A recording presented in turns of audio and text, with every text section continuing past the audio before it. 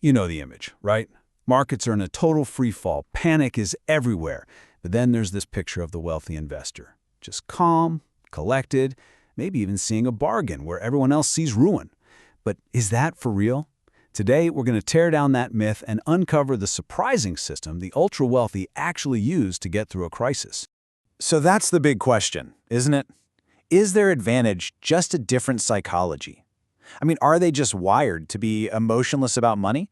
Or is there something else going on? Well, the answer reveals a lot less about a superior mindset and a whole lot more about a superior system. So let's just frame this up. On one side, you've got the myth, the emotionless investor, this person who's somehow immune to fear. But the reality is we're about to see is a carefully built system of resilience. See, it's not about lacking fear. It's all about having a structure that can contain it. Okay, so to see this system in action, our first stop is the boardroom. And we're going back to one of the biggest stress tests in modern history. Let's take a look at what really happened to the corporate elite when the whole financial system was basically on the verge of collapse. Yeah, the 2008 crisis, this was not some theoretical problem in a textbook. This was a live fire drill, and it exposed massive failures in how companies were run. The boards, the people who were supposed to be managing risk, had failed spectacularly. So you'd expect some pretty serious consequences, right? Well, the consequences were absolutely massive. Research on the world's biggest financial firms found that between 2006 and 2011, a jaw-dropping 58.8% of all board members were replaced. Think about that. That's a near total house cleaning at the very top. So here's the crucial point. That number, almost 60%, that doesn't paint a picture of calm confidence. No way. It shows an elite in total turmoil, forced into this high-stakes, super-fast adaptation. They weren't just sitting there calmly. They were changing out the players at the top at a truly staggering rate. And this is where it gets really fascinating, because you can see how the system adapted. The research found this incredible split. When firms got rescued by government bailouts, their boards suddenly became more national, filled with people from their home country.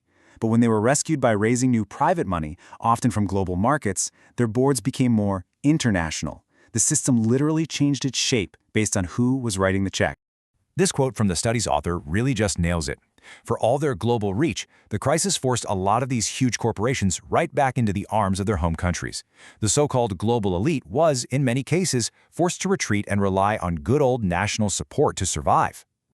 Okay, so if the boardrooms of the world's biggest companies were in complete chaos, where does that stereotype of the calm, unshakable, wealthy person even come from?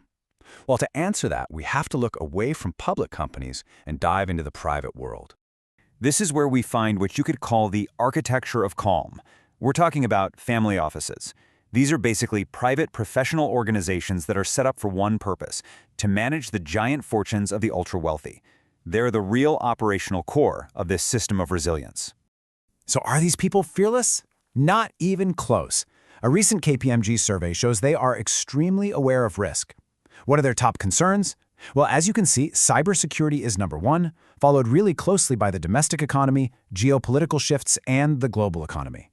They are definitely not asleep at the wheel. And this is the absolute key. Their calm is not courage, it's preparation. Their advantage doesn't come from just ignoring threats. It comes from building professional, highly structured organizations that are specifically designed to anticipate and withstand them. It's an entire architecture built for stability. As the KPMG report puts it, their whole goal is to create a solid foundation for long-term planning. They aren't trying to be the fearless heroes in a storm. They're trying to build a really strong arc long before it even starts to rain. So we've seen corporate adaptation and we've seen operational preparedness, but this system has one more layer, and honestly, it might be the most surprising one of all. It's the psychology of spending when the world feels completely uncertain. When everything feels temporary and chaotic, there's this really deep human need to connect with things that feel permanent, beautiful, and stable. And this impulse, it has a fascinating effect on our behavior. We often hear about revenge spending after a crisis. But what if it runs deeper? What if spending on certain things isn't just a splurge, but it's actually a way to manage anxiety, to find some comfort in the middle of the storm? This brings us to a psychological concept called terror management theory. The research here is pretty wild. It suggests that when we're confronted with reminders of our own mortality, Like during a global pandemic or a financial collapse, we instinctively cling to things that give our lives a sense of meaning and permanence. And this includes status goods that symbolize endurance and lasting value. And this leads to a very specific kind of buying, not just any spending, but spending on things that provide both emotional comfort, solace, and also hold their value. We're talking about things like fine art, classic watches, high-end jewelry, or iconic designer accessories.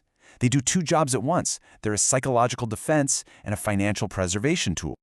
This quote from researcher Julia Pushunder just sums it up beautifully.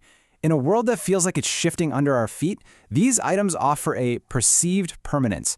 They're basically psychological anchors in a storm. Okay, so let's put it all together. The wealthy don't just survive crises, they have a system for it. It involves that ruthless adaptation at the corporate level, the meticulous long-term preparation with things like family offices, and even this psychological coping mechanism that involves spending on assets that give both comfort and value. So the real takeaway here is this. The advantage we see isn't some innate immunity to fear. It's not a different kind of brain. It's having access to and building a superior system, one that's designed to manage risk, ensure stability, and even channel anxiety into productive, value-preserving actions. And that leaves us with a final thought to chew on. When everything is on the line, does resilience really come from what's inside your head, or does it come from the strength of the system you've built around you?